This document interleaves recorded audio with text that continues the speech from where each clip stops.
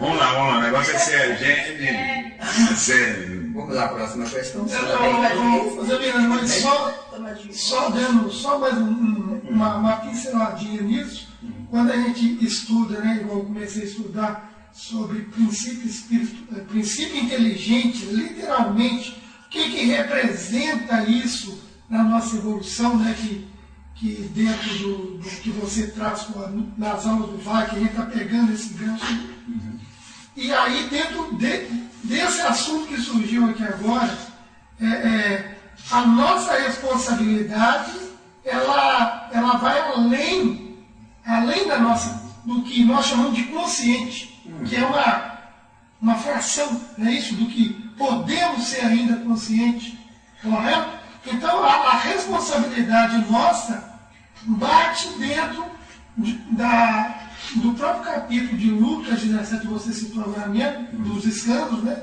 É impossível que não venham os escândalos, mas ai, por que os escândalos vieram? Porque é preferível amarrar uma pedra de morte a uma pessoa se atirar no mar do que fazer mal a um desses pequeninos. Quer dizer, quando eu promovo o mal, quando eu estou achando que eu estou fazendo o bem, mas estou fazendo o mal, eu estou alimentando também esses princípios espirituais, esses princípios inteligentes em mim, correto? Para uma somatória de sofrimento futuro. Não seria isso? E são eles que serão os serviçais do seu próximo curso, que vão lhe estimular a pôr dinheiro na cueca, se for o caso. Vou trocar 6 por meia dúzia. 6 por meia dúzia. A questão 25 do Livro dos Espíritos é genial. É genial. Para mim não tem questão mais fantástica do que aquela, quando diz lá no final da resposta. Mas a união do espírito e da matéria é necessário para intelectualizar a matéria. Isso no positivo, né? Porque na maioria das vezes a gente fala o negativo, que é emburrecer a matéria. Né? No positivo você intelectualiza. No negativo você tira diploma, viu? Está explicado? Tá? Porque você ter um diploma não adianta. Você pode ser um expert na sua especialidade que consta lá no diploma. O que adianta? Você é expert para todo mundo, principalmente para ganhar dinheiro, mas você não tem futuro para você. A minha profissão é para me dar alegria e felicidade para mim, e não para eu tomar dinheiro dos outros. Deu? Deu? Deu? Então, oitava pergunta aqui. O que é a aula e como ela se forma? Muito bem. Acho que nós já falamos sobre isso aqui. Nós vamos meditar.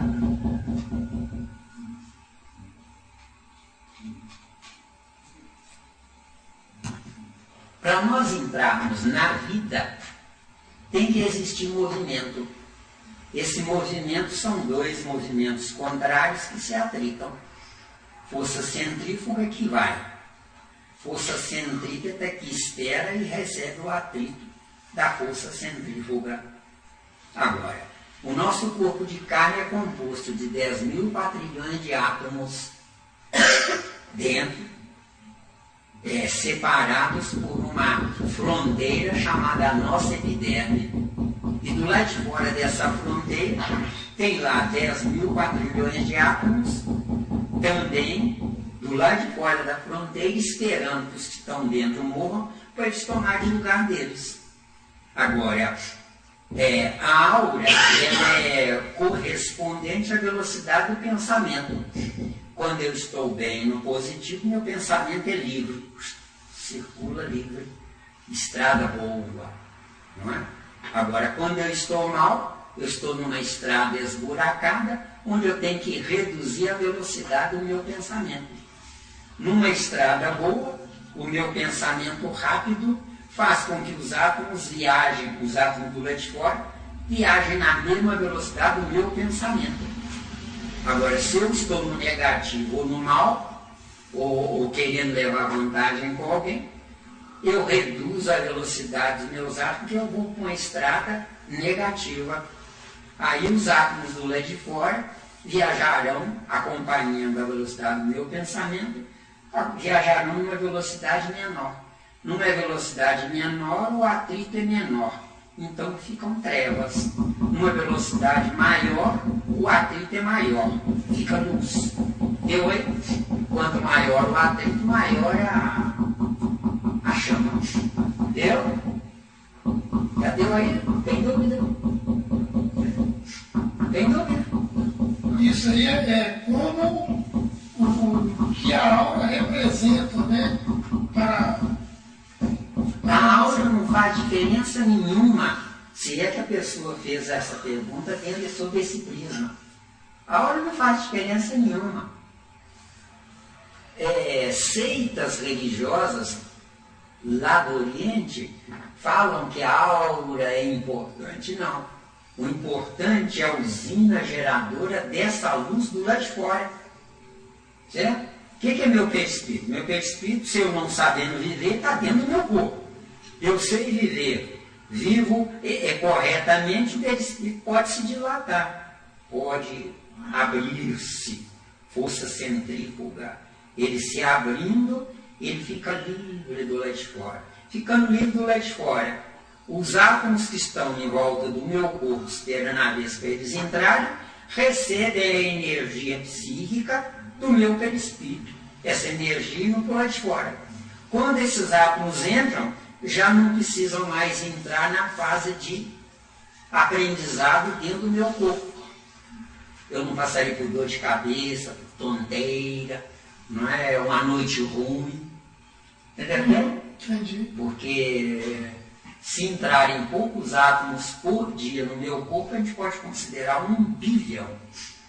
No mínimo, sem compromisso nenhum, porque quem sou eu para saber isso? E sempre, né? E sempre é lógico, óbvio, pela atração do que está ali, né? Do sentimento, do retorno, ele processado nas nossas emoções, sentimentos.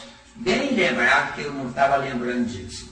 Se você já era uma pessoa positiva, continua positiva. Na hora da morte de um determinado átomo,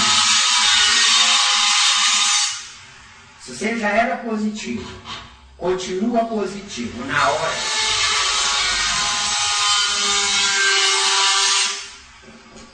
hora da morte de um determinado átomo, o átomo correspondente da lua de fora, que é positivo, ele tem prioridade, ele viaja mais depressa.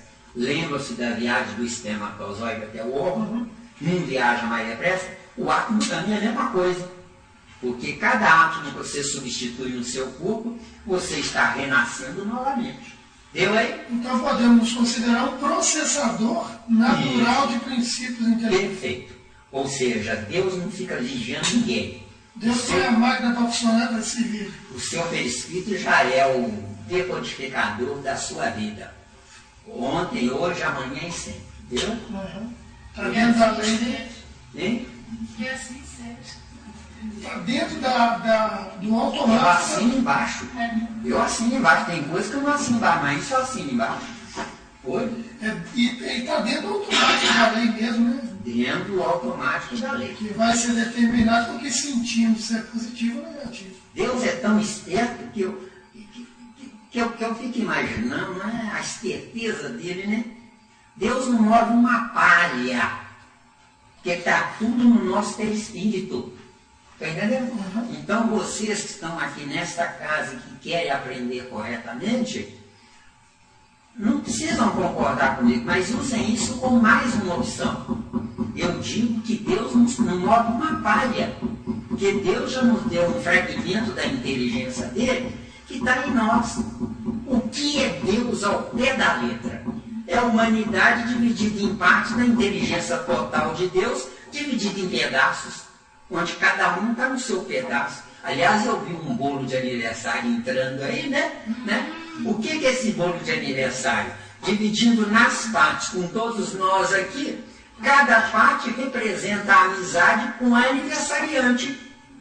Deu ou não? Estava cheiroso. Cheiroso, cara. Isso não é para qualquer um, não.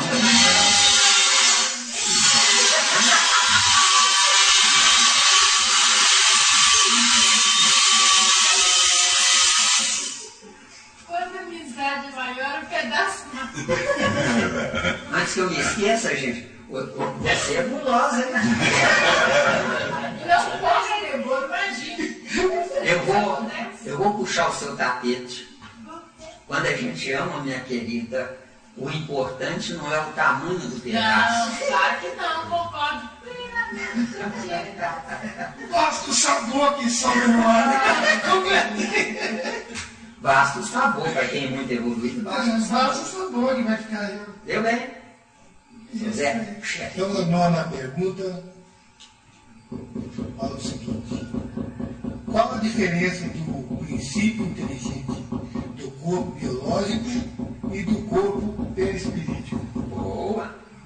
O princípio inteligente que comanda as células do corpo biológico, ele é filho, ou está no jardim da infância, do princípio inteligente que comanda a célula do perispírito. Deu para responder ou tem dúvida? Então, sendo do perispírito, ele já É mais evoluído. já é mais evoluído. Assim como o princípio inteligente que acompanha o meu espírito é mais inteligente ainda. Nós temos 3 sistemas nervosos. Temos o sistema nervoso espiritual, nele eu digo eu não posso. Temos o sistema nervoso psíquico, nele eu digo, mas é tão gostoso. E temos o sistema nervoso biológico, que eu digo, eu quero, eu não aguento, eu quero. Eu, hein? Falando no bolo. Gente, por que a gente está plantando no bolo e não come de uma vez? Você é gulosa, hein? Você é gulosa. Deu aí? Ou tem dúvida? Hein? Se tiver dúvida, fala. Tem dúvida? Só para estender isso mais aí, no início do primeiro estágio que faz um princípio inteligente, correto? Como é que fica, ele estaria em qual nível? Ele estaria primeiro no nível biológico ou no nível... Não, vamos em partes aí, o princípio inteligente que toma conta de um amontoado de lama é o princípio inteligente menos evoluído. Agora, se eu no meu pensamento eu uso um pensamento chulo, um pensamento nojento, um pensamento imoral, o que vai acontecer? O princípio inteligente da lama, que é o menos evoluído, eu o atraio para entrar no meu corpo, que é muito mais evoluído. E é por isso que o mal fede, tá? Não precisa concordar não, tá? Então nesse nível ele estará dentro de uma relatividade que eu sempre penso. É sempre. Na nona pergunta, continuando aqui, ele pergunta: qual a diferença do princípio inteligente do corpo biológico e do corpo perispirítico? Então nós temos 3 classificações de princípios inteligentes. Está dando aí? Está dando aí? 3 classificações de princípios inteligentes. Nós temos princípio inteligente do corpo biológico, temos princípio inteligente do corpo perispiritual, e temos princípio inteligente que estão a serviço do próprio espírito, porque o espírito também, para exercer a vontade, tem que acionar a força centrífuga dentro da força centrífuga, tá? Se quiser depois, abre o leque aí. Agora, claro. Já não pode mais massa. Então tá. Olha, o espírito evoluído, quando ele não aciona a vontade, ele fica invisível, ele não aparece mesmo para outros espíritos superiores. Então o espírito não é a vida, ele aciona a vida através do sistema nervoso espiritual. Acionando esse sistema nervoso, ele coloca em disponibilidade a vontade dele, ele coloca átomos em disponibilidade. Que átomos? Átomos perispirituais, para acionar o movimento da vida. Então nós temos espírito, vontade, pensamento. Então, entre o espírito e a vontade tem um sistema nervoso espiritual. Entre A vontade e o pensamento tem outro sistema nervoso que é o psíquico. O psíquico está correlacionado diretamente com o perispírito. E o perispírito é que aciona o campo biológico. O campo biológico não tem necessariamente que tem que ser um corpo de carne como o nosso, não. O campo biológico pode ser um espírito angelical lá. Ou seja, nós nunca prescindiremos de um perispírito. Fica entendido que enquanto eu não sei viver, é um perispírito concreto. No dia que eu souber viver, será um perispírito abstrato. O que é um perispírito abstrato? É o concreto levado para dentro dele mesmo, dentro do abstrato. O que é abstrato? É um concreto em tamanho infinitesimal. Isso aqui é abstrato. O que é concreto? É o abstrato no macro tamanho. Está dando aí? Né? Agora, o campo biológico também se divide em 3 partes. Certo? Tudo é trino na vida. Né? Nós temos o sistema nervoso animal, o sistema nervoso vegetal e o sistema nervoso mineral. Entendeu? O que é o sistema nervoso mineral se uma montanha de pedra não pensa? Só que ela não pensa e nós não vemos nada nela, a gente vê inércia total numa montanha de pedra. Mas essa montanha de pedra ela sofre a dilatação, força centrífuga, sofre a concentração, força centrípeta. Ou seja, os átomos circulam, os princípios inteligentes, por exemplo, circulam em volta de uma montanha de pedra. Estão aqui velozmente em volta de uma montanha de ferro. Agora, essa montanha de ferro, estando domiciliada no planeta Terra, o planeta Terra, os astronautas já viram o planeta Terra do alto, do leste-fora do planeta, viram que ele dilatado, contraído, dilatado, contraído. O que é essa dilatação e a contração? É o sistema nervoso interno. Obviamente não é um sistema nervoso com canalizações elétricas, mas é com uma mecânica que produz o movimento de acordo com o movimento da Terra. De acordo?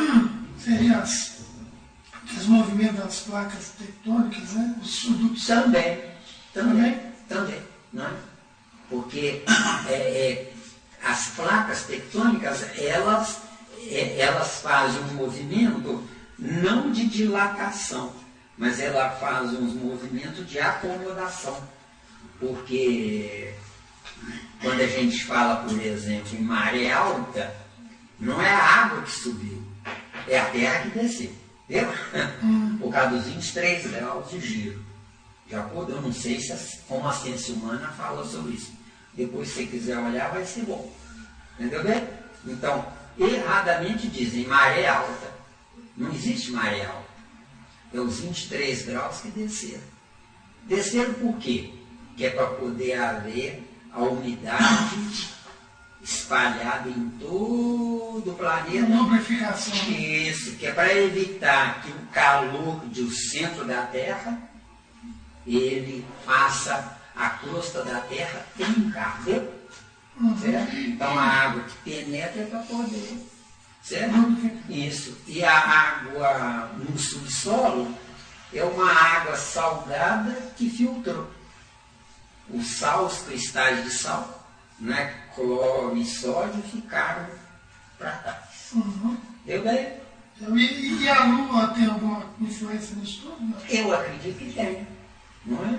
Eu acredito que tenha, porque a Lua ela recebe em 4 estações, né?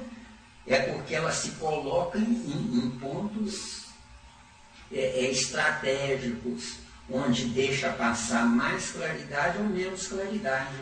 Porque nós não vemos a Lua de dia, mas ela está lá. Entendeu bem? Está dando aí? Isso é a grosso modo. De acordo com a posição da Lua. Costuma ler. Porque a luz que a gente vê na Lua, na verdade, é o reflexo da Lua. É o reflexo do Sol que bateu na Lua e foi nela. A Lua é mais trevosa do que a Terra. De acordo? Por quê? Porque ela é mais compacta, certo? E dizem que a Lua é um pedaço da Terra que se desprendeu, onde o buraco corresponde aos oceanos hoje. Mas se analisar bem, os oceanos hoje são muito maiores do que o pedaço que saiu para a Lua, né? Por quê? Porque a erosão fez com que no fundo dos mares fosse diminuindo a profundidade. Diminuindo a profundidade, aumenta a proteção para que o calor não suba.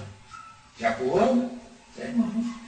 Uma válvula de escape. Uma válvula. E assim mesmo o calor sobe. Deu aí, eu tenho dúvida. Próxima pergunta. 10ª pergunta. Existe um fim para o cosmos? Ah, eu acredito que não. Existe o quê? Um fim para o cosmos.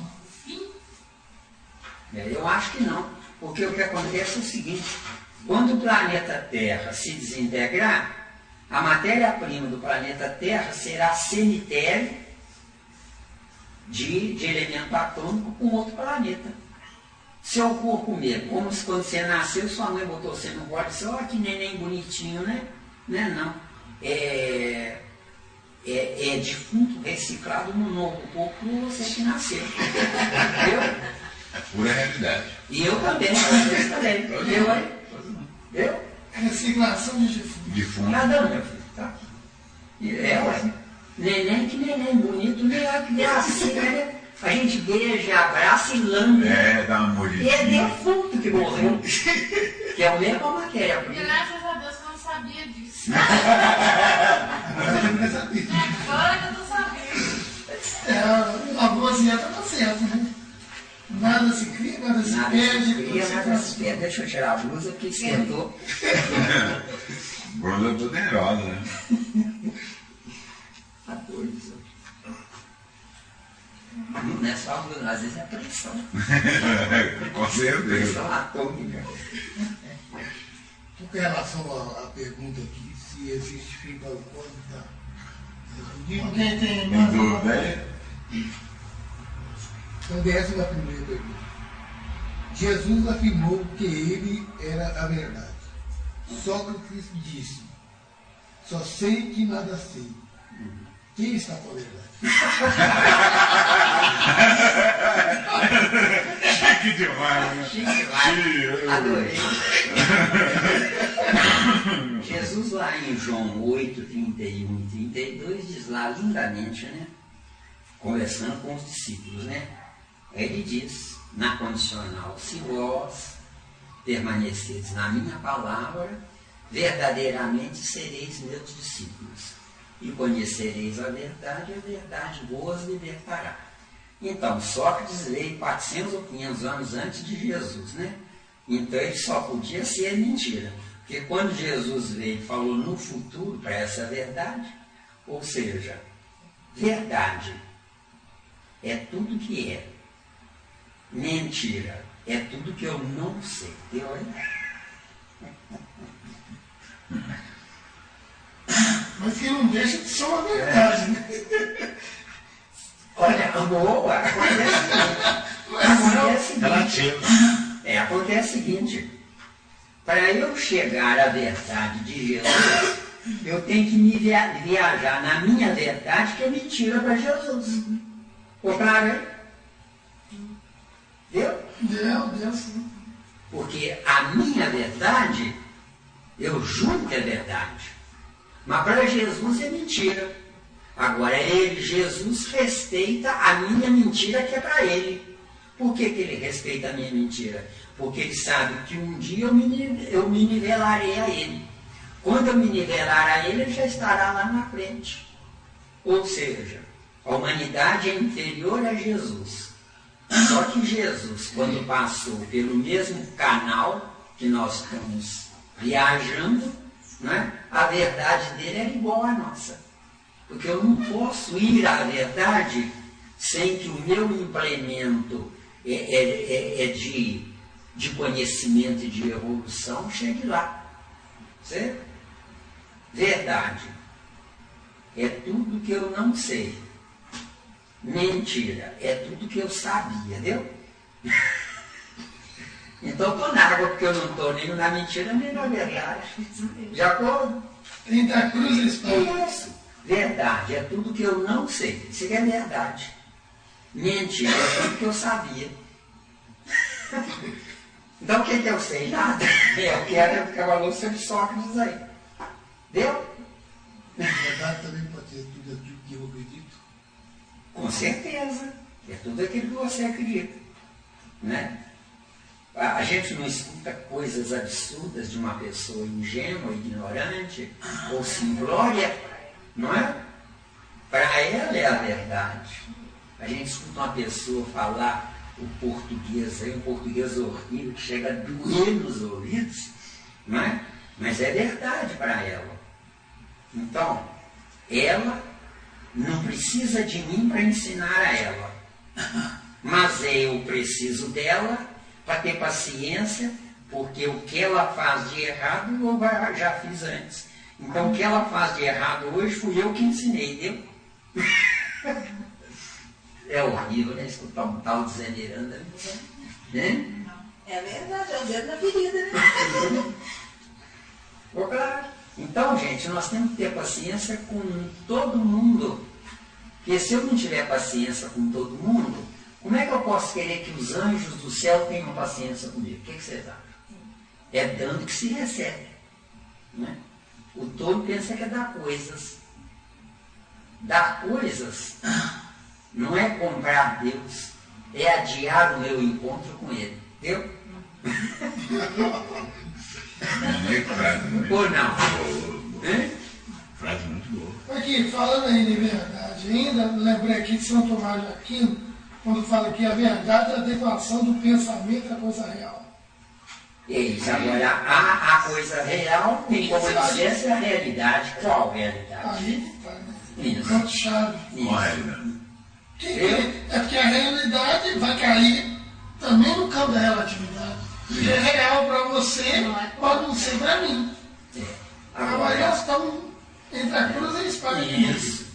Agora, o importante é a gente entender que a mentira é verdade. E a verdade está fora da mentira, porque eu sendo um mentiroso, como é que eu posso ir a ver a verdade, a verdadeira verdade? Seria, ó, eu li a Harmonia Oculta do Osho, e lá ele é discurso de Heráclito, né? Heráclito, ele é filósofo da lei do devir, né? Tudo flui e tudo. E tem um ponto lá que o Osho vai falar que Heráclito conseguiu trazer para a humanidade uma verdade que é inegável para todos, que é a modificação, a mudança de tudo, que isso está para o ignorante como sábio. É isso, ele viu que, e viu como? Observando a natureza, simplesmente isso. Só isso. Aliás, o verdadeiro aprendizado intelectual, espiritual, está no teatro da terra e não nas escolas onde a gente aprende o beabá, tá? Porque onde se aprende o beabá é frio, é externo, não é ABC, beababá, bebedé, e lá vai. Enquanto que o verdadeiro, no caso nosso espírita, é aquele que transforma, por exemplo, um livro dos Espíritos em uma centena de livros de Espíritos. É só ir procurar dar explicações inerentes àquilo que ele está lendo, porque quem lê e endossa o que leu sem ampliar é apenas um papagaio repetidor, viu? O papagaio fala sem saber o que está falando, e é muito triste, certo? E na doutrina espírita nós precisamos parar com isso, né? Eu estou falando isso porque Kardec disse. E estudando bem a doutrina dos espíritos, pesquisando, a gente vê que com toda a evolução que os espíritos, né, passaram para Kardec, ali foi um esforço máximo dentro da realidade do que é realmente a natureza. A gente vê vivendo a realidade da época. Na época. Porque 150 anos depois, o que é que eu fiz da minha vida depois de 150 anos? Porque quem vem depois tem a obrigação de ser melhor do que quem veio antes. Só assim, quem veio antes volta para aprender com quem ele ensinou, viu? Ou seja, não adianta eu querer dar essa noção de informação para o meu filho, que é filho do sexo, não filho do amor, entendeu? Então eu tenho que primeiro aprender comigo, eu tenho que primeiro me amar, eu tenho que primeiro me idolatrar, para que depois outros que não sabem veem a mim e veem, nossa, que coisa grandiosa aquilo que eu estou vendo, né? Queiram se aproximar de mim. Ou seja, verdadeiro amigo não é aquele que se compra pela amizade. O verdadeiro amigo é aquele que olha à volta e vê que não tendo nada melhor, gruda em mim. Entendeu? E isso que você está falando aí vem à tona algo interessante aqui, que ao contrário pode acontecer. Isso devido à falta de qualidade que a gente coloca no que está fazendo. Porque se eu me esforço para ser um modelo do que realmente a ética pede, né? A ética natural da vida pede, também eu vou atrair, se eu tiver uma baixa, um decoro na minha vida, do que estou fazendo para o mal, para o meu mal, para o mal que se torna ao meu redor. Vamos usar um exemplo cotidiano que nós precisamos corrigir. Porque se não corrigir isso aí, de nada adianta ser espírita, ser estudioso, de nada adianta. Vamos dizer o seu caso. Vamos dizer que o seu marido nota 10 para a sua companheira. Se ela começar a abusar porque você é bom e tranquilo e garantido para a comodidade dela, o que vai acontecer? Ela não está pronta para fazer jus a você. Ela caiu no comodismo. Caiu no comodismo. Agora, o que você vai fazer? Você vai reduzir, frear os comodismos que você está dando a ela. Por quê? Porque se você a estragar, você vai ter que começar do zero com ela, vai ter que começar sendo sua filha. Para sendo sua filha, você ensinar ela certo, ela vai estar pronta para depois voltar como sua conhecida ou como sua colega e lá na frente voltar de novo como sua mulher para você corrigir. Porque precisa cuidar com esse negócio dessa tese. Minha filha não pode ser minha mulher ou vice-versa, não é isso que a gente vê? Esses preceitos ingênuos, né? Tabu. Acontece que minha filha é minha filha no corpo. Minha mulher é minha mulher no corpo. O que importa não é o corpo, o que importa é a resultante do aprimoramento do espírito que comanda aquele corpo. De acordo? Está claro? Então precisamos sair desse preceito, quase um preconceito de que minha filha é minha filha, né? Eu jamais vou querer ter ela como minha mulher. Via de regra, minha filha é minha mulher que eu falhei em dar a ela um caminho, porque a mulher é superior ao homem, só que a superioridade dela está na dependência do homem inferior. O homem inferior é que vai mostrar a ela e fazer dela uma mulher superior, porque a superioridade está adormecida na mente do desconhecido da mulher. Se eu falar uma coisa difícil, vocês não entenderam, eu tenho que ir outro caminho, tá? Isso. Ou seja, seria aquilo que está programando para vir assim. Voltando a Adão e Eva. Adão, evolução de 1 a 10, 2. Hipotético. Eva, evolução de 1 a 10, 3.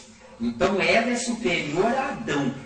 Só que Eva desceu na terra, não foi para elevar Adão ao nível dela, mas foi para se lambuzar na saudade daquilo que Adão, para ela animal, daria a ela.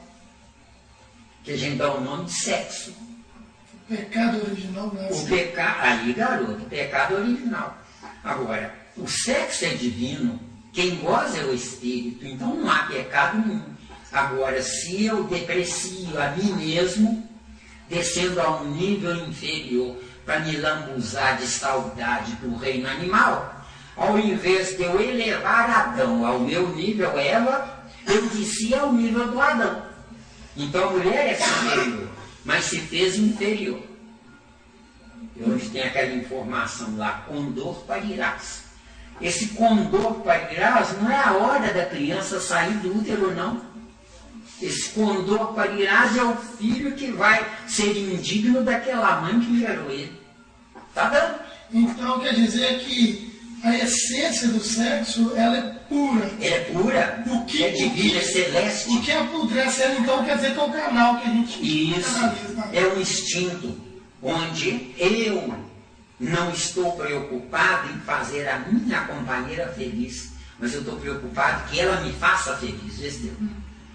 Deu aí? Agora, por quê? Porque no meu egocentrismo, eu sou um Adão melhorado no negativo, deu? Quando eu deveria ser um Adão melhorado no positivo. Para eu ser um Adão melhorado no positivo, Eva não deveria ser minha mulher, mas minha mãe, deu? Porque como minha mãe, ela me daria uma genética espiritual superior. Nós temos genética espiritual, genética psíquica e genética biológica. Certo? Tá dando aí? Isso aí a gente vê, né? Deus criou um mundo e um homem um imundo. O mundo, beleza, o homem. Porque o mundo é o mundo do grego quer dizer limpo. Isso. Imundo quer dizer o não limpo. Isso. É o que o homem. Deu aí, tem dúvida, gente? Tem dúvida não? Em outras ocasiões a gente amplia mais, tá? Viu? Porque eu tenho que sintetizar os tópicos, porque senão a gente chega num assunto só, vai ficar cansativo. Tá bom? Seu Zé? E a sua segunda pergunta. Tá rendendo. Existe uma verdade absoluta? Boa. Quem fez essa pergunta me encurralou, viu? Sabe por quê? Porque só quando eu chegar lá eu poderei afirmar se existe ou não. De acordo? Então, me encurralou. 0 a 1. 0 a mim para quem perguntou. Porque eu não tenho condição de dar uma resposta segura. Pedro, dá uma resposta por dar. Não adianta, né? Deve existir. O que seria a verdade absoluta? São 360 graus de todas as mentiras que se transformam em verdade. Agora, nós temos um fragmento de inteligência em nosso cérebro. Esse fragmento de inteligência é a nossa verdade, onde essa nossa verdade, 1% hipoteticamente, não define os 359% que faltam. Está dando aí? Então, a mentira é verdade, porque não temos coisa melhor. Está claro? A mentira é uma verdade. Mas a verdade para nós é uma mentira, porque nós não temos acesso a ela. Por enquanto. Isso. O que é a verdade? É o melhor que eu posso fazer por mim. Isso aqui é verdade. De acordo? Seria uma resposta assim, dentro do presente que estou vivendo, eu não posso afirmar o que eu estou afirmando agora no futuro. Nós somos filhos do erro, concorda? Filhos do erro. Planeta Terra, prova e expiação. O que é prova e expiação? É uma misericórdia de alguém, que eu acho que é um Jesus, que assumiu a responsabilidade de tomar conta dessa gentalha aqui, que somos nós. Que a humanidade inteira é uma gentalha. E eu estou incluindo nisso. Não é? Porque hoje eu quero buscar o desconhecido. Só que eu quero buscar o desconhecido tendo aprontado lá atrás. Então eu não sou um anjinho Eu sou um arrependido porque eu não aguento mais a sofrer. De acordo? Sou um arrependido tão ruim, que atraí uma mãe que eu a odiava. Hoje eu a amo e rezo por ela. Tem um quadro lá dela com meu pai lá, ela com 16 anos, meu pai com 28 anos, uma beleza de quadro, né? De fotografia, né? Eu olho para eles assim e eu penso assim, oh meu Deus, se não fossem esses dois, o que teria sido de mim? Em especial a minha mãe. Porque minha mãe, ela me pegava pra valer. Um dia eu falei com ela, mamãe, eu não fiz nada hoje, e só está me batendo. Ela assustou, porque estava tão acostumada a me bater, assustou, pensou um pouco e falou, para não perder o costume. Entendeu? São coisas, gente, que eu com 4, 6, 7, 8 anos, são coisas que a gente não esquece. Está o filme gravado na minha mente, coisas que a gente não esquece. Agora, graças ao não esquecer, que eu acordei.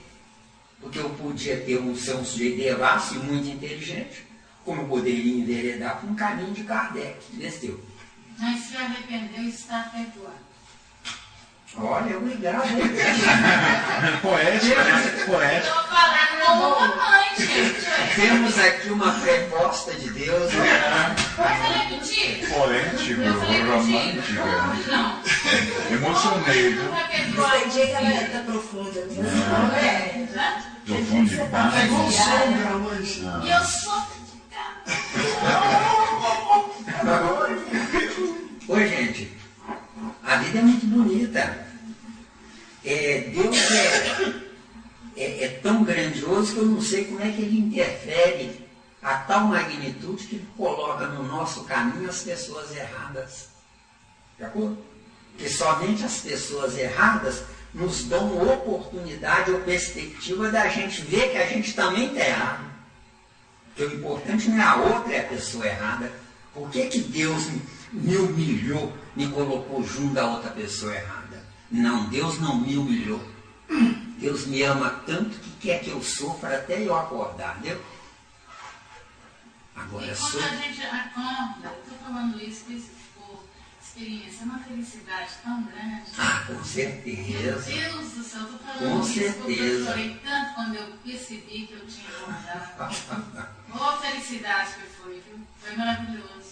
Quando a gente acorda, minha amiga, você já atrai a proteção, com sinceridade, é claro, né? Você já atrai a proteção de um amigo espiritual que ele vai proteger o seu anjo da guarda. Na proteção do seu anjo da guarda, todos os princípios inteligentes dos átomos em volta do seu corpo, esperando para substituir aqueles outros, são revistos. Existe uma espécie de imã que faz com que sejam retirados aqueles átomos que não valeriam a pena. Ou seja, você está num efeito irreversível, mas você é amenizada com a esperança de saber que amanhã será melhor. Certo? Porque a esperança é uma dádiva de Deus. Porque através da esperança eu espero. Deu? Deu aí, garoto? A gente espera de um jeito, Isso. ou mal ou bem, né? Isso. Então vamos lá para a 13ª pergunta. Como funciona a providência divina? Boa! Nossa, que bonito isso. Como funciona a providência divina? A vida, gente, é uma escala hierárquica onde Deus, na sua acepção máxima da palavra, nem sabe que nós existimos. Mas na descida dessa escada hierárquica, se nós tivermos hoje numa evolução, hipoteticamente, de 1 a 10, 3, ou 2, ou 4, não é? Amigos espirituais, 5 ou 4 ou 3, é que serão o nosso Deus a nos tutelar. Então nós não temos acesso àquele Deus Porque não há necessidade disso. Mas alguém que é maior do que nós, automaticamente assume a responsabilidade de se transformar num Deus. O que tem? Isso é uma coisa muito gratificante para nós todos.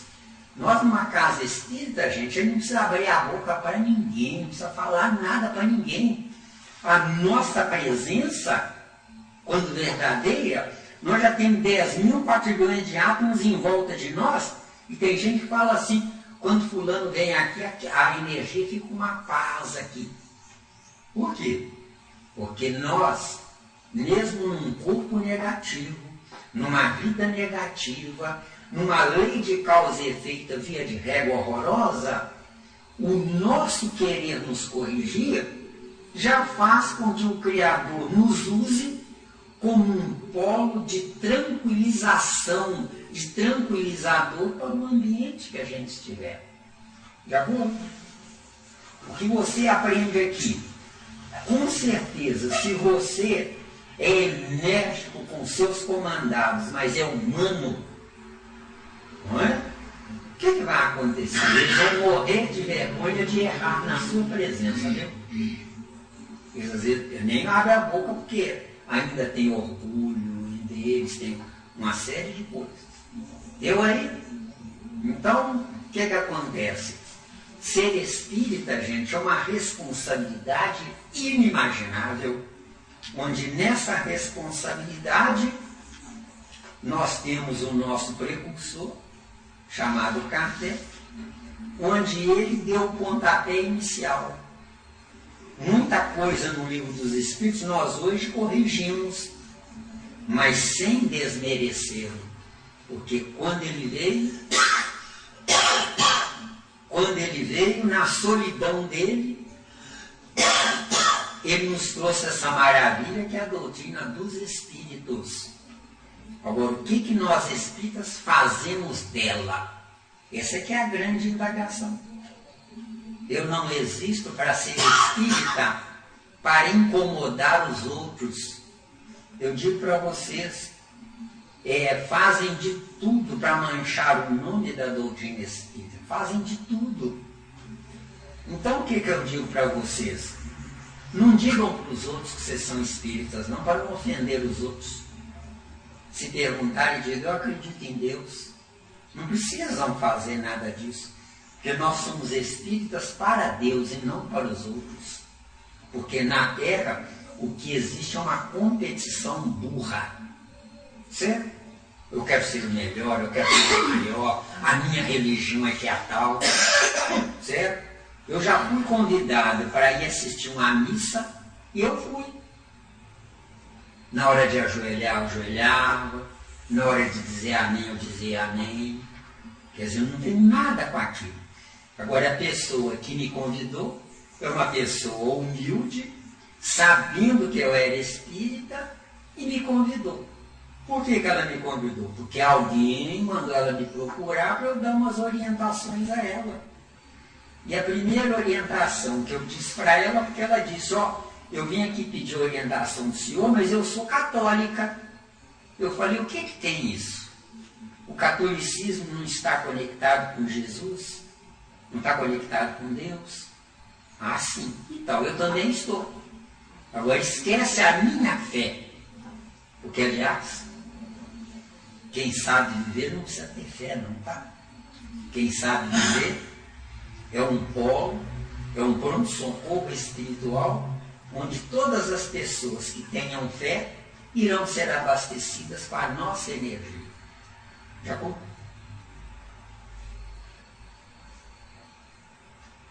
Então, a providência divina aí, ela trabalha de acordo com essa naturalidade que nós nos relacionamos com isso. Não ofendam os pequeninos, porque com o nosso conhecimento, meu amigo, com o nosso conhecimento, amigo, nós estamos muito lá na frente.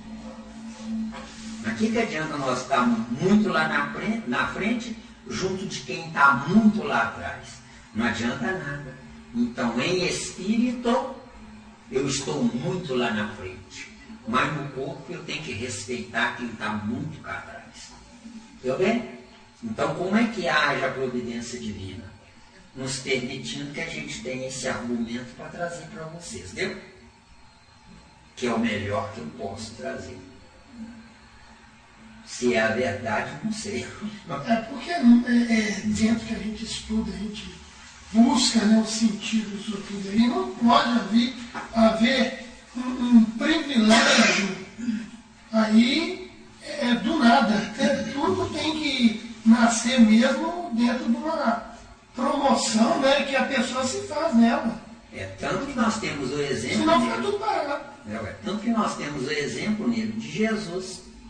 Jesus tem um privilégio máximo lá com o pai dele.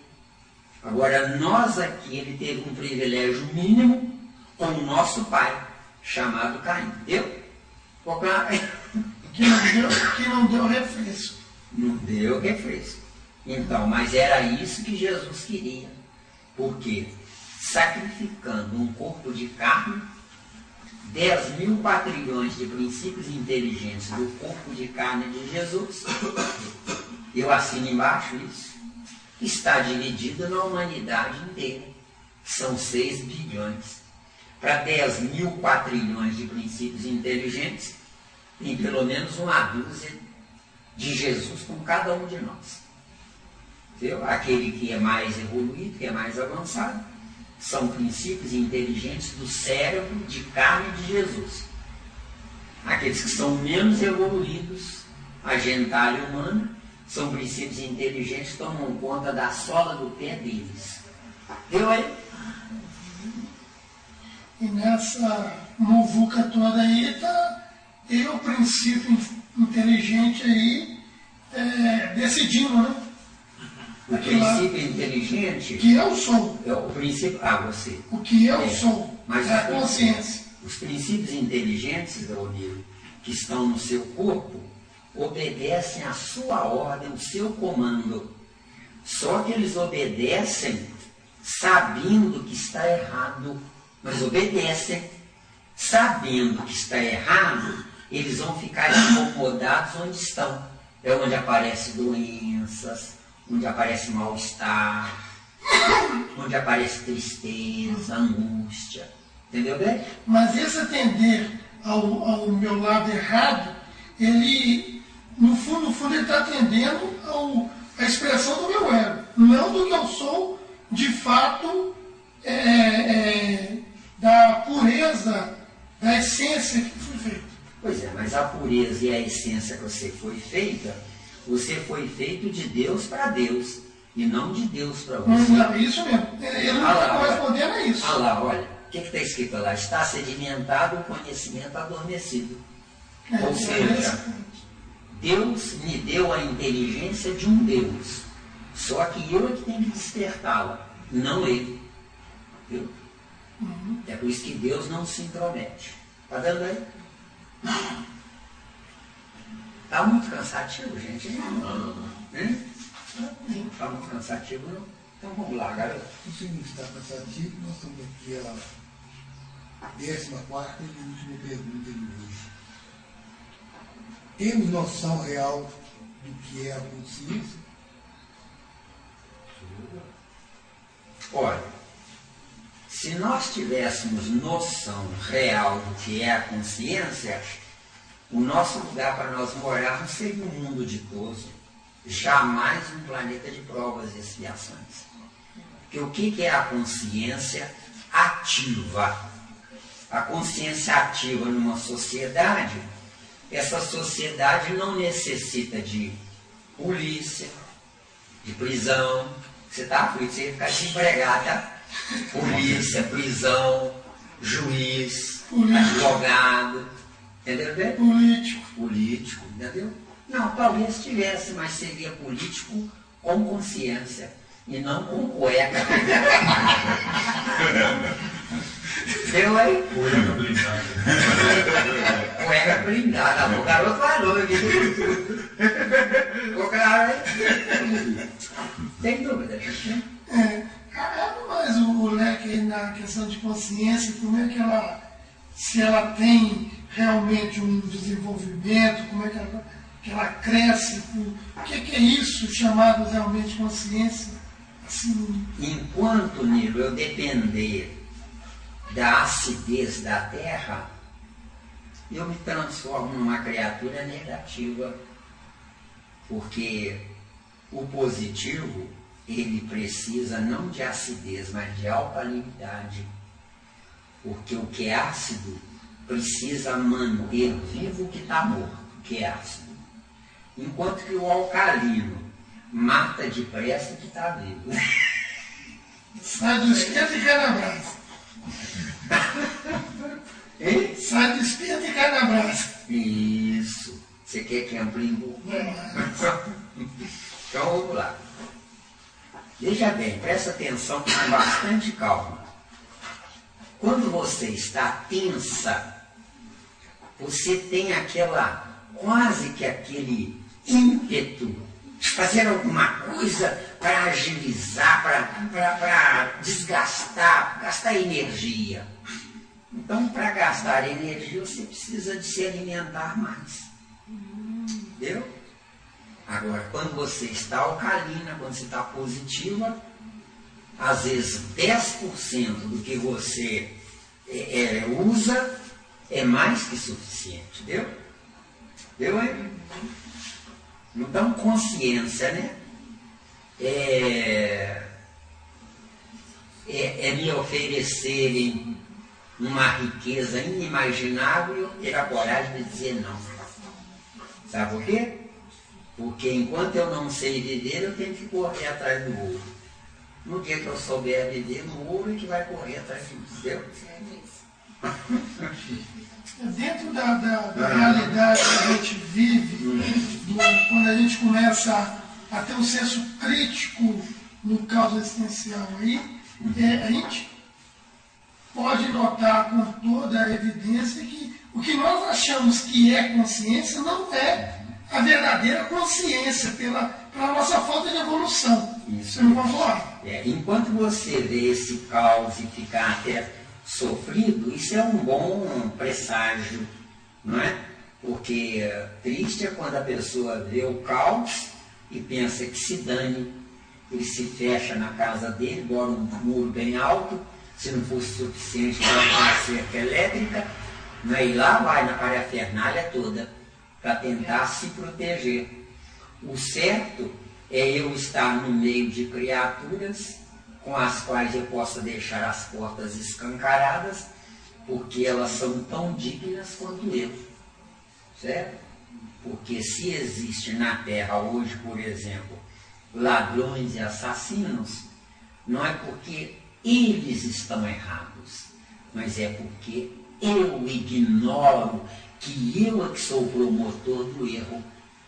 Certo? Como é que eu promovo o erro na geração de ladrões e assassinos? O meu acomodamento individualista, egoísta, faz com que o cosmos mande para junto de mim tudo enquanto é coisa que não serve lá, nos mundos melhores.